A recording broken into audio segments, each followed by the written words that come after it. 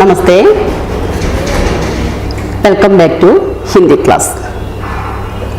നമ്മൾ കഴിഞ്ഞ ക്ലാസ്സിലെ സെക്കൻഡ് യൂണിറ്റിലെ ഫസ്റ്റ് ലെസണാണ് എടുത്തത്. ഇനി അതിലെ സെക്കൻഡ് ലെസണാണ് നമ്മൾ എടുക്കാൻ പോകുന്നത്. അതൊരു ജീവനിയാണ്. എന്താണ് ജീവനി എന്ന് പറഞ്ഞാൽ? ജീവചരിത്രം. ജീവനി എന്ന് പറഞ്ഞാൽ ജീവചരിത്രം. ആരുടെ ജീവചരിത്രമാണ് പഠിക്കാൻ പോകുന്നത്? ചാർലി ചാപ്ലിന്റെ ജീവചരിത്രം. ആരുടെ ജീവചരിത്രമാണ്? ചാർലി ചാപ്ലിന്റെ ജീവചരിത്രം. ജീവചരിത്രം എഴുതിയ ആള് ഗീത് ചതുർവേദി. ജീവനിയും ആത്മകഥയും തമ്മിൽ വ്യത്യാസമുണ്ട്. ജീവനി എന്ന് പറഞ്ഞാൽ ഏതെങ്കിലും ഒരു വ്യക്തിയുടെ ജീവിതത്തിൽ ഉണ്ടാകുന്ന ചെറിയ ഭാഗം ആർക്കും എഴുതാം. അങ്ങനെ എഴുതുന്നതാണ് ജീവനി. ആത്മകഥ എന്ന് പറഞ്ഞാൽ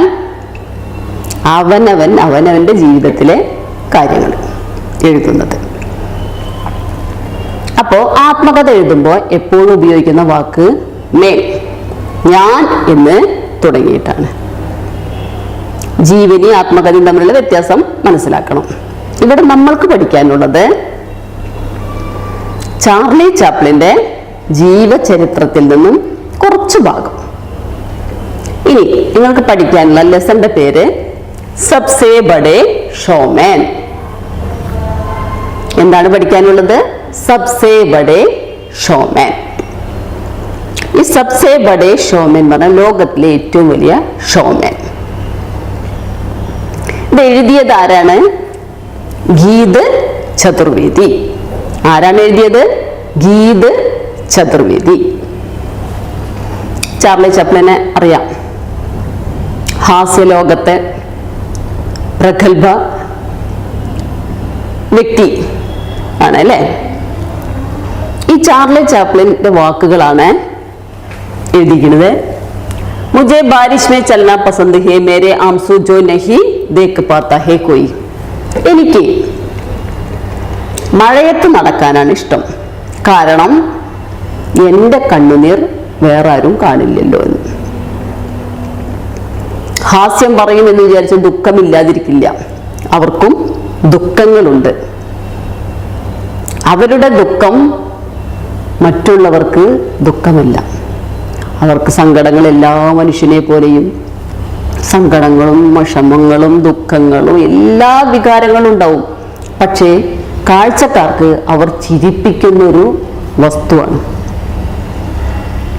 അതുകൊണ്ട് തന്നെയാണ് ചാർലി ചാപ്ലിൻ പറയുന്നത്, എനിക്ക് മഴയത്ത് നടക്കുന്നതാണ് കൂടുതൽ ഇഷ്ടം, കാരണം എൻ്റെ കണ്ണുനീർ വേറെ ആരും കാണില്ലല്ലോ എന്നാ പറയുന്നത്.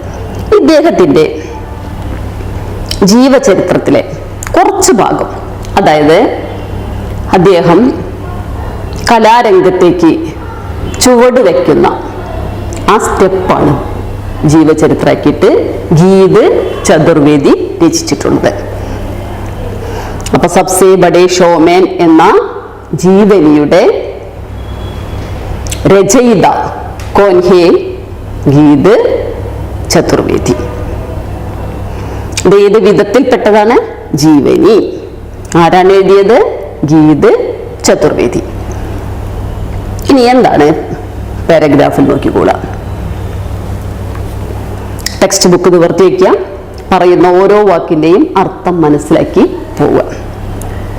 ഗീത് ചതുർവേദിയെ കുറിച്ചിട്ട് പഠിക്കണമെങ്കിൽ നമുക്കറിയാം, ടെക്സ്റ്റ് ബുക്കിലുണ്ട്. ലേഖകനെ കുറിച്ചിട്ട് നിങ്ങൾ വായിക്കണം. ഇത് ലെസൺ തുടങ്ങുകയാണ്. ജീവചരിത്രത്തിലെ ഒരു ഭാഗം മാത്രമേ നിങ്ങൾക്ക് പഠിക്കാനുള്ളൂ. ഒരു സ്റ്റേജ് പ്രോഗ്രാമിൽ വെച്ചിട്ട് ചാർലി ചാപ്ലിന്റെ അമ്മ ശബ്ദം ഇടറിയിട്ട് സ്റ്റേജിൽ നിന്നും ഇറങ്ങേണ്ട ഒരു അവസ്ഥ വരികയാണ്. ആ ദിവസം നിർബന്ധപൂർവം ചാർലി ചാപ്ലിൻ സ്റ്റേജിലേക്ക് കയറാൻ ഇടവരികയാണ്. ആ ദിവസം മുതൽ ഈ ഷോമാന്റെ കലാജീവിതം ആരംഭിക്കുകയാണ്.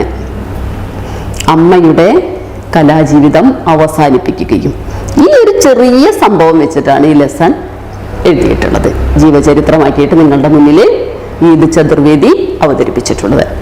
ഇനി എല്ലാവരും ടെക്സ്റ്റ് നോക്കിയിരിക്കുക, അതിനോടൊപ്പം പറയുന്ന വാക്കിൻ്റെ അർത്ഥങ്ങളൊപ്പം എഴുതിയെടുക്കണം നോട്ട്ബുക്കിൽ കേട്ടോ. നമ്മൾ ഓരോ വാക്കിൻ്റെ നോട്ട്ബുക്കിലേക്ക് അർത്ഥം എഴുതുന്നില്ല, അവിടെ പറയുന്നുള്ളൂ. അത് മനസ്സിലാക്കുക, എഴുതി വെക്കുക. ടെക്സ്റ്റ് നോക്കിയിരിക്കുക എല്ലാവരും. ഗാത്തേ ഗാത്തേ, പാടി പാടിയിട്ട്. ഗാന പാട്ട്, ഗാത്തേ ഗാത്തേ പറഞ്ഞാല് പാടി പാടിയിട്ട്. അചാനക്, അചാനക് പറഞ്ഞാല് പെട്ടെന്ന്. പെട്ടെന്നിന് വേറെ വാക്ക് നിങ്ങൾ പഠിച്ചിട്ടുണ്ട്, സഹസ, ജഡ്. ഇപ്പൊ പെട്ടെന്നിന്റെ സമാനമായ പദങ്ങൾ നിങ്ങൾ തിരഞ്ഞെടുത്ത് എഴുതണം. ഗാത്തേ ഗാത്തേ അചാനക്, പാടി പാടിയിട്ട് പെട്ടെന്ന്. മാം കി ആവാസ്, അമ്മയുടെ ശബ്ദം. ആവാസ് എന്ന് പറഞ്ഞാല് ശബ്ദം. ആവാസിന്റെ സമാനമായ പദം ശബ്ദം. ഫഡ്കർ, ഫഡ്കർ എന്ന് പറഞ്ഞാല് പൊട്ടിയിട്ട്. ഇവിടെ ശബ്ദം പൊട്ടിയിട്ട് എന്നല്ല നമ്മൾ പറയാം, ഇടറിയിട്ട് അല്ലെ, ശബ്ദം ഇടറിയിട്ട്. ഫുസ്ഫുസാഹട്ട് മേ തബ്ദീൽ ഹോ ഗയി, അതായത് ഒരു പിറുപിറുക്കൽ പോലെ, ചിലമ്പൽ, ശബ്ദത്തിന്റെ ചിലമ്പൽ മാതിരി ആയി. ഗാത്തേ ഗാത്തേ, അമ്മ ചാർലി ചാപ്ലിന്റെ അമ്മ പാടി പാടിയിട്ട്. ഗാത്തേ ഗാത്തേ പറഞ്ഞാൽ പാടി പാടിയിട്ട്. അചാനക് പെട്ടെന്ന്. ഫഡ്കർ ശബ്ദം ഇടറിയിട്ട്, ശബ്ദം ആകെ ചിലമ്പിച്ചു പോയി. ഒരു കലാകാരി അഥവാ ഒരു പാട്ടുകാരി സ്റ്റേജ് ഷോ അവതരിപ്പിക്കുന്ന സമയത്ത് ശബ്ദമിടറിയാൽ അവരുടെ എല്ലാം നഷ്ടപ്പെട്ടൊരു അവസ്ഥ തന്നെയാണ് അല്ലേ. കാരണം അവരവിടെ നിന്നിട്ട് പിന്നെ കാര്യമില്ല. ജനങ്ങൾ അവരുടെ സംസ്കാരത്തിനനുസരിച്ച് ഏത് രീതിയിലും പെരുമാറാം. കാരണം അങ്ങനെ ഒരു പ്രത്യേകത കൂടിയിട്ട്, സ്റ്റേജിൽ വന്നു നിന്നാൽ അവർ നന്നായി പാടുന്നവരാണെങ്കിൽ അവർക്ക് നല്ല പ്രശസ്തി പേരുണ്ടാവും. ഇന്നലെ വരെ നന്നായി പാടി എന്ന് വിചാരിച്ചിട്ട് പാട്ട് കേടുവന്നാൽ ജനങ്ങൾ അവരവരുടെ സംസ്കാരം അനുസരിച്ച് പെരുമാറും. എല്ലാവരും ഒരുപോലെയല്ല, മാറ്റം ഉണ്ടായിരിക്കാം. ഇവിടെ എന്താ സംഭവിച്ചു നോക്കിക്കോളാം. അപ്പൊ ആദ്യത്തെ വരി ശ്രദ്ധിക്കാം. ഗാത്തേ ഗാത്തേ, പാടി പാടി. അചാനക്, അചാനക് പറഞ്ഞാൽ പെട്ടെന്ന്. മാം കി ആവാസ്, അമ്മയുടെ ശബ്ദം. ഫഡ്കർ ഫുസ്ഫുസാഹട്ട് ഹോ ഗയി, അമ്മയുടെ ശബ്ദം ഇടറി ചിലമ്പിച്ച ശബ്ദമായി തീർന്നു. ലോകോംനെ, ലോകോംകോ ജനങ്ങൾക്ക്. ലഗാക്കി തോന്നിപ്പോയി. എന്താണ്? മൈക്കിനെ കുച്ച് ഖരാബി, മൈക്ക് കേടുവന്നു എന്നാണ് ആദ്യം അമ്മ ചിന്തിച്ചത്. മൈക്ക് കേടുവന്നു എന്നാണ് ആദ്യം ചിന്തിച്ചത്. പർ ഫുസ്ഫുസാഹട്ട് ജാരി ഥി, ഈ ചിലമ്പിച്ച ശബ്ദം തുടർന്നുകൊണ്ടേയിരുന്നു. ആദ്യം ഒന്ന് ശബ്ദം ഇടറിയപ്പോൾ ജനങ്ങൾ വിചാരിച്ചു മൈക്ക കേടുവന്നതാണോ എന്ന്. പക്ഷേ ഇത് തുടർന്നുകൊണ്ടേയിരുന്നു. ജാരി പറഞ്ഞാൽ തുടരുക, ജാരി രഹീദി പറഞ്ഞാൽ തുടർന്നുകൊണ്ടേയിരുന്നു. ലോക് ചില്ലാനെ ലഗെ, ജനങ്ങൾ എന്ത് ചെയ്തു? അലറി വിളിക്കാൻ തുടങ്ങി. ചില്ലാനെ ലഗ പറഞ്ഞാൽ അലറുക, ജനങ്ങൾ കൂകി വിളിക്കാൻ തുടങ്ങി. കഹീം സേ കുച്ച് ലോക് മ്യാവു മ്യാവു കോ ആവാസ്, ചില ആൾക്കാർ ഇങ്ങോട്ട് മ്യാവു മ്യാവു എന്നുള്ള ശബ്ദമൊക്കെയാണ് പുറപ്പെടുവിച്ചത്. അതായത് ഓരോരുത്തരും ഓരോ രീതിയിലാണ്, എല്ലാവരും ഒരുപോലെയല്ലല്ലോ. ശബ്ദം ഇടറിയതാണെന്ന് വിചാരിച്ച് മിണ്ടാതൊന്നും ഇരിക്കില്ല.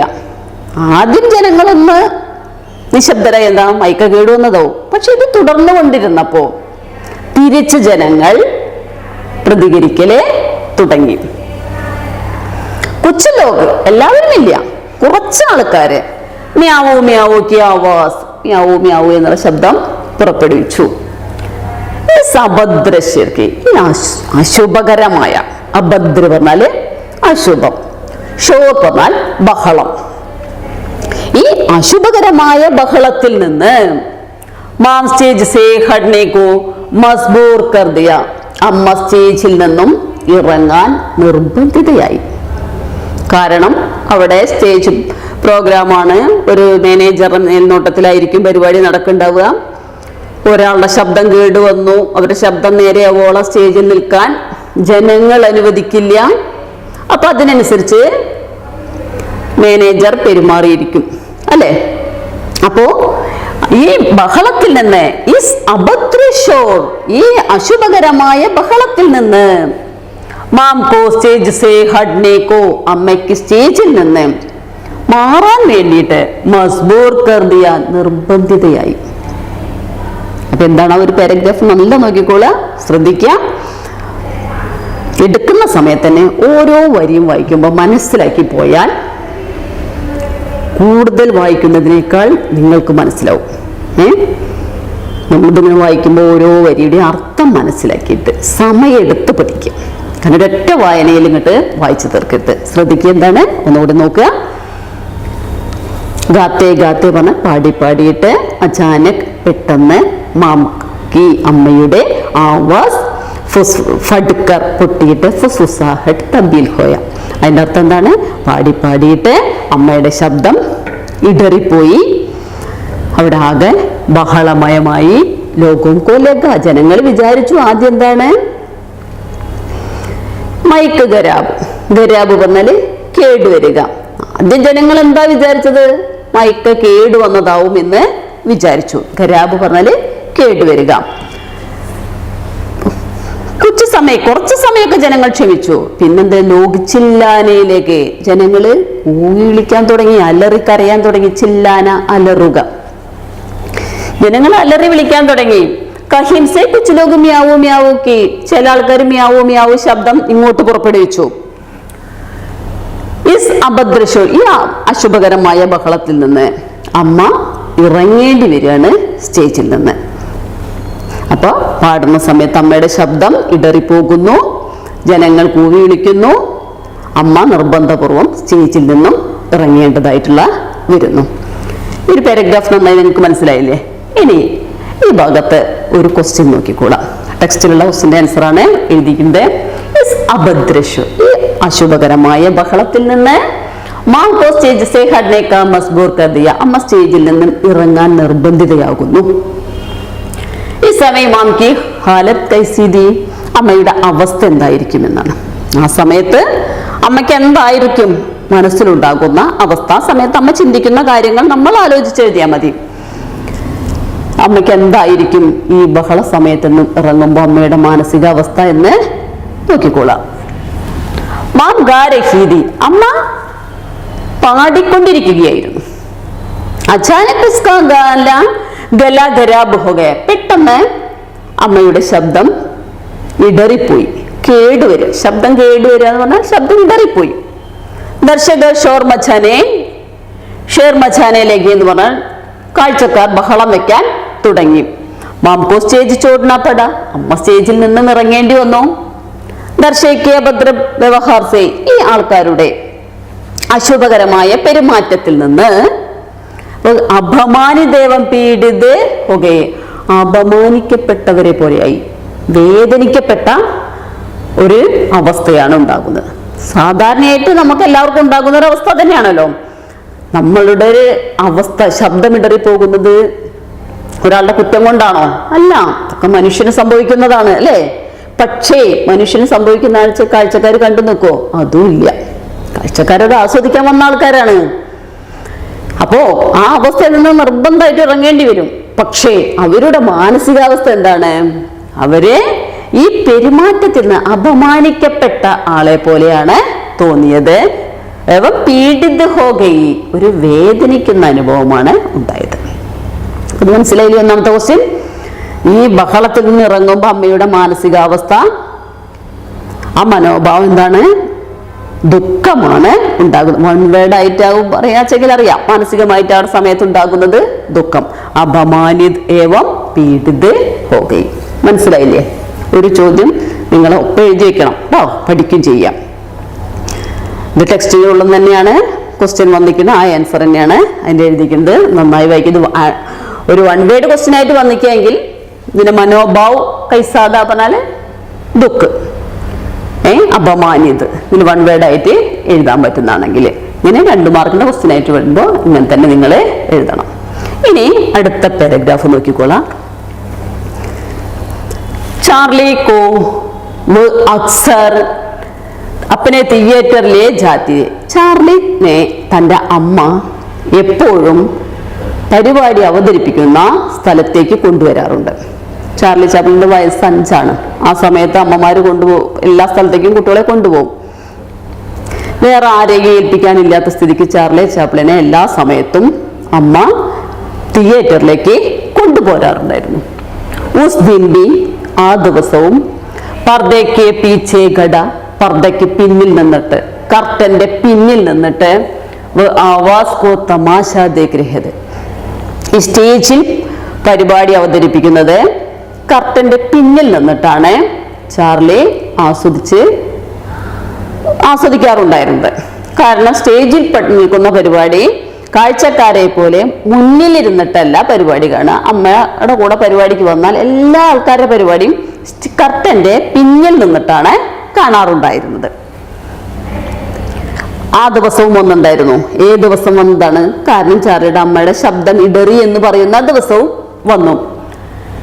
മാ ഉസ്കെ മാനേജർ ബഹസ്, അപ്പോ ഉസ് ദിൻ പർദ്ദയ്ക്ക് പീച്ചെ, ആ ദിവസം കർട്ടന്റെ പിന്നിൽ, പർദ്ദ എന്ന് പറഞ്ഞാല് കർട്ടൻ, പർദ്ദയ്ക്ക് പീച്ചെ ഘട, കർട്ടന്റെ പിന്നിൽ നിന്നിട്ട് ആവാസ് കോ തമാശ ദേഖ് രഹേ थे, ശബ്ദങ്ങളുടെ തമാശകൾ കേട്ട് ആസ്വദിക്കുകയായിരുന്നു. ഗൗരവത്തിലൊന്നും കാര്യം മനസ്സിലാക്കാനുള്ള പ്രായമായിട്ടില്ല.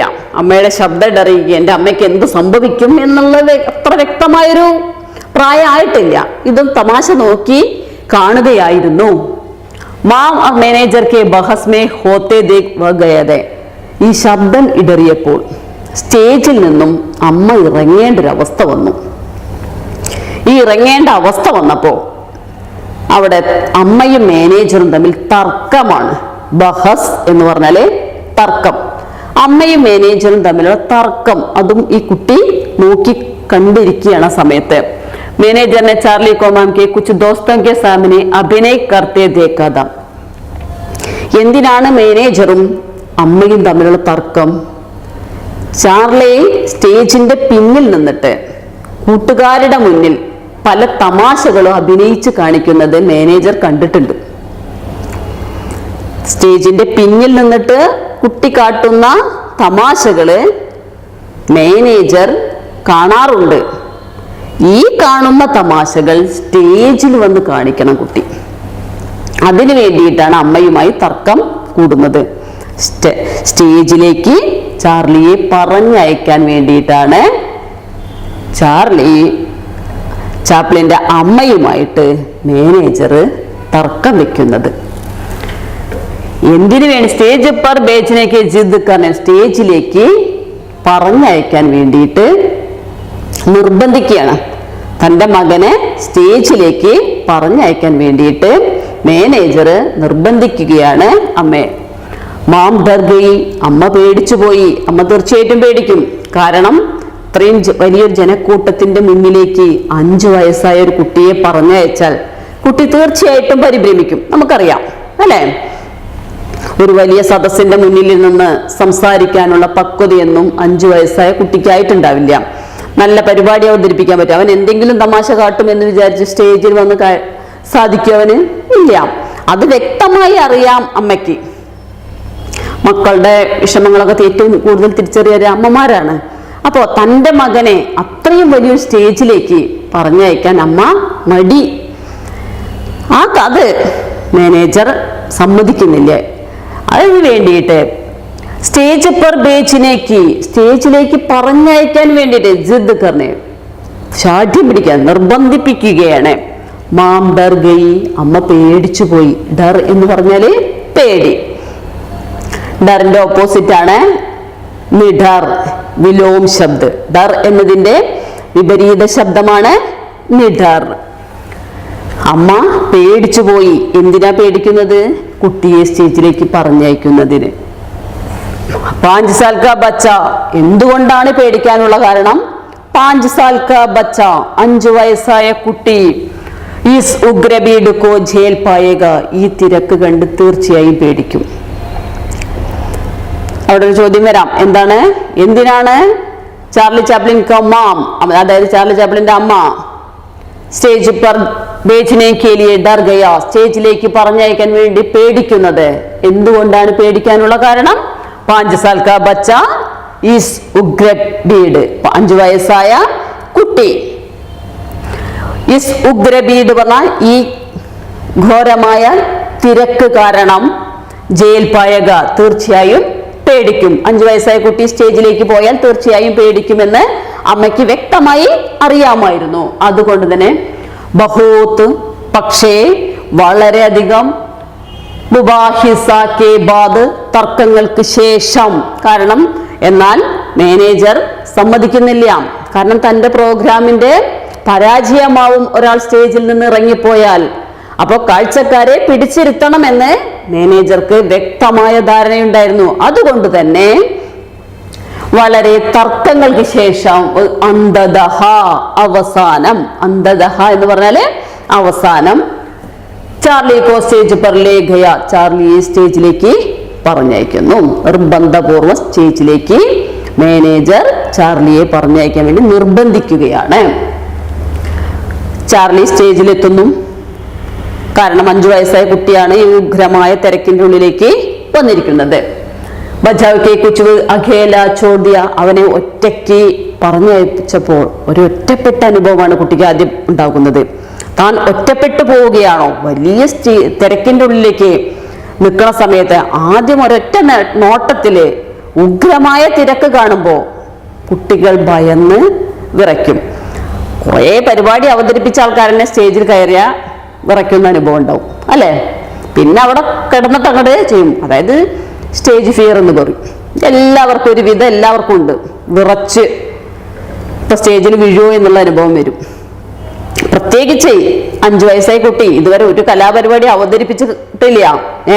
ഈ അമ്മ അവതരിക്കുന്ന സമയത്ത് കർട്ടന്റെ പിന്നിൽ നിന്ന് ഇതൊക്കെ കാണുക എന്നല്ലാണ്ട് യാതൊരു അനുഭവം ഇല്ലാത്ത കുട്ടി. അഖേല ചോദ്യ, ചോടായ, അവൻ ഒറ്റപ്പെട്ട പോലെ തോന്നുന്നു. തുവേക്കെ ഉട്ടേ ഹുയേ ചല്ലേ കെ ബീച്ച് ചാർലി ചാപ്ലിൻ മഷൂർ ഗീത് ജേക്ക് ജോൺസ് ഗാന ശുരു കിയ. അവിടെ നിന്നു. പെട്ടെന്നൊരു പേടി തോന്നിയെങ്കിലും അവിടെ പ്രശസ്തമായ ഒരു സംഗീതം അവൻ ആലപിക്കുകയാണ്. പ്രശസ്തമായ ഗീതം, അതായത് ജേക്ക് ജോൺസന്റെ പ്രശസ്തമായ ഒരു പാട്ട് അങ്ങോട്ട് സ്റ്റേജിൽ നിന്ന് പാടുകയാണ്. ഇത് പാടുന്നതിന് ഒരു പ്രാക്ടീസും ഇല്ലാണ്ടാണ് കയറിയിരിക്കുന്നത്. പാട്ടിനോടൊപ്പം ഓർക്കസ്ട്ര വേണം, അതൊന്നും കുട്ടിക്ക് യാതൊരു ധാരണയില്ല. സ്റ്റേജിൽ കയറി ഒരു പാട്ട് അങ്ങോട്ട് പാടുകയാണ്. ഓർക്കസ്ട്രക്കാർ ഇതിന്റെ ട്യൂണ് അഡ്ജസ്റ്റ് ചെയ്തിട്ടൊന്നല്ല കയറുന്നത്. അപ്പൊ ഇതൊക്കെ തപ്പി നോക്കിയിട്ട് കുച്ച് ദേർ തക് ഓർക്കസ്ട്ര വാലെ ഉസ്കി ആവാസ് മേ ഉസ് ഗാനെ കി ഡോൺ തലാശ് കരേ ഹേ. കാരണം പിന്നെ ഇതിന്റെ ട്യൂണിന് ഓർക്കസ്ട്ര വായിച്ചു. കുട്ടി പാടല് തുടങ്ങി. അതിനോടൊപ്പം ഓർക്കസ്ട്രക്കാര് കുട്ടിയുടെ പാട്ടിനോടൊപ്പം ഓർക്കസ്ട്ര കൂടി ചലിപ്പിച്ചു. ഇതോടുകൂടിയിട്ട് ഗാന സജ്ജനേലക, പാട്ട് നന്നായി കൊഴുത്തു എന്ന് പറയാം. കാരണം ആദ്യം ഇത് കുറെ പ്രാക്ടീസ് ചെയ്തിട്ടൊന്നല്ല കുട്ടി പാട്ടിന് കയറി സ്റ്റേജിലേക്ക് കയറിയത്. ഇതിന്റെ അവസ്ഥ ഉണ്ടാവും എന്നറിയില്ല. സ്റ്റേജിൽ കയറി അവൻ അറിയുന്ന ഒരു പാട്ട് അങ്ങോട്ട് പാടി. പ്രശസ്തമായ ഗാനമായിരുന്നു. ആ ഗാനത്തിന്റെ സംഗീതം അത്ര സുന്ദരമായിട്ട് അവൻ്റെ പാടാൻ തുടങ്ങി. പാട്ട് എല്ലാവരും ആസ്വദിക്കാൻ തുടങ്ങി. പ്രത്യേകിച്ച് ആസ്വാദനത്തിന്റെ ഒരു കാരണം 5 വയസ്സായ കുട്ടിയാണ് ഈ പാടുന്നത്. അതുകൂടി നമ്മൾ ഓർക്കണം. അങ്ങനെ കുട്ടി പാടല് തുടങ്ങി. ആ പാട്ട് എങ്ങനെയായിരിക്കും എന്നൊന്നും ഇല്ല. അവൻ അസലായിട്ട് പാട്ട് അങ്ങോട്ട് പാടി തുടങ്ങി. പിന്നെ സ്റ്റേജിൽ നിന്നപ്പോ ഇടം വല്ലതും നോക്കാണ്ടേ ആ പാട്ട് പാടിക്കൊണ്ടേ ഇരിക്കാണ്. അവിടെ ഒരു ചോദ്യം വരുന്നുണ്ട്. 5 സാൽ കാ ബച്ച, 5 വയസ്സായ കുട്ടി സ്റ്റേജ് പർ അഖേലത, സ്റ്റേജിൽ ഒറ്റയ്ക്കായിരുന്നു. ഉസ് സമയ ചാർലി കാ ക്യാ സോച്ചാ ഹോഗ, ഈ സമയത്ത് ചാർലി എന്തായിരിക്കും ചിന്തിച്ചിട്ടുണ്ടാവുക? 5 വയസ്സായ ചാർലി സ്റ്റേജിൽ കയറിയപ്പോൾ എന്തായിരിക്കും ചിന്തിച്ചിട്ടുണ്ടാവുക എന്നാണ് അവന്റെ മനസ്സിൽ ആ സമയത്ത് തോന്നിയ ചിന്തയാണ് വേണ്ടത്. മേരി മാം സ്റ്റേജ് സേ ഹടന പട, എന്റെ അമ്മ സ്റ്റേജിൽ നിന്നും ഇറങ്ങേണ്ടി വന്നു. ലോക് ചില്ലാ രഹേ ഹെ, ജനങ്ങൾ അലറികൊണ്ട് ഇരിക്കുകയായിരുന്നു. കിസിയിലെ കിസി തരെ, ഏത് തരത്തിലാണ് ഈ ലോഗോ കോ അപ്പനെ വശ് മേ കർ ലേനാ ഹെ, എങ്ങനെ ഈ ജനങ്ങളെ ഞാൻ വശത്താക്കും? കാരണം ആകെ ഇളകി മറിഞ്ഞ സ്റ്റേജിന് മുന്നിലുള്ള ആൾക്കാരാണ്. കാരണം എന്താണ് ഇളകി മറിയാനുള്ള കാരണം? അമ്മയുടെ ശബ്ദമിടറി. പിന്നെ ആ ബഹളം വെച്ചിരിക്കുന്ന സ്റ്റേജിലേക്കാണ് കയറി ചെല്ലുന്നത്. അപ്പൊ അവന്റെ മനസ്സിലുണ്ടാകുന്ന ചിന്ത എന്തായിരിക്കും? എന്റെ അമ്മ ഇപ്പൊ ഇറങ്ങിയതാണ് ഇവിടെ, പക്ഷെ അവരെ വശത്താക്കണം. അതാണല്ലോ ഈ കൊച്ചുകുട്ടിയാണെങ്കിൽ അവന്റെ മനസ്സിലുണ്ടാവുക. ഇവരെങ്ങനെ വശത്താക്കും? ആ വശത്താക്കാനുള്ള വിദ്യയായിട്ടാണ് അവൻ ആ പാട്ട് അവിടെ പാടുന്നത്. അപ്പൊ ആ കുട്ടിയുടെ മനസ്സിലുണ്ടാകുന്ന എന്താണ്? മേരി മാം കോ സ്റ്റേജ് സേ ഹഡ്നാ പട, എന്റെ അമ്മ സ്റ്റേജിൽ നിന്നും ഇറങ്ങേണ്ടി വന്നു. ലോക ചില്ലാരഹേ, ജനങ്ങള് അലറിക്കൊണ്ടിരിക്കുകയാണ്. കിസിനെ കിസി, ഏത് തരത്തിലാണ്? ഈ ലോകോംകു, ഈ ജനങ്ങളെ അപ്പനെ വശ്മേ കർലേന, എന്റെ വശത്താക്കും എന്നാണ് ചിന്തിച്ചത്. അപ്പോൾ നമ്മൾ 2 പാരഗ്രാഫാണ് എടുത്തത്. 2 പാരഗ്രാഫിൽ ആദ്യം എന്താണ് പറയുന്നത്? 2 പാരഗ്രാഫിൽ ആദ്യം പറയുന്നത്, പാടിപ്പാടിയിരിക്കെ ചാർലി ചാപ്ലിന്റെ അമ്മയുടെ ശബ്ദം ഇടറുന്നു. ആദ്യം ജനങ്ങൾ വിചാരിക്കുന്നു മൈക്ക കേടുവന്നാണെന്ന്. പക്ഷേ ശബ്ദം ഇടറിയതല്ല, ഇത് ശബ്ദത്തിൽ മൈക്കയുടെ കേടല്ല, ശബ്ദം ഇടറിയണം. ജനങ്ങൾ അലറി വിളിക്കുന്നു. ആ സമയത്ത് മാനേജർ അമ്മയെ നിർബന്ധപൂർവ്വ സ്റ്റേജിൽ നിന്നും ഇറക്കുകയും അവിടേക്ക് 5 വയസ്സുകാരനായ ചാർലി ചാപ്ലിൻ കയറുകയും അവിടെ നിന്ന് ആ ജനങ്ങളെ പിടിച്ചിരുത്താനുള്ള ഒരു പാട്ട് പാടുകയും ചെയ്യുകയാണ്. ആ പാട്ട് പാടി ജനങ്ങളെ അവിടെ പിടിച്ചിരുന്നു. ഇതാണ് നമ്മൾ 2 പാരഗ്രാഫില് പഠിച്ചത്. ഇനി ഇത് നന്നായി വായിക്കണം. അടുത്ത ഭാഗം ഞാൻ അടുത്ത ക്ലാസ്സിൽ പറഞ്ഞു തരാം. ധന്യവാദം.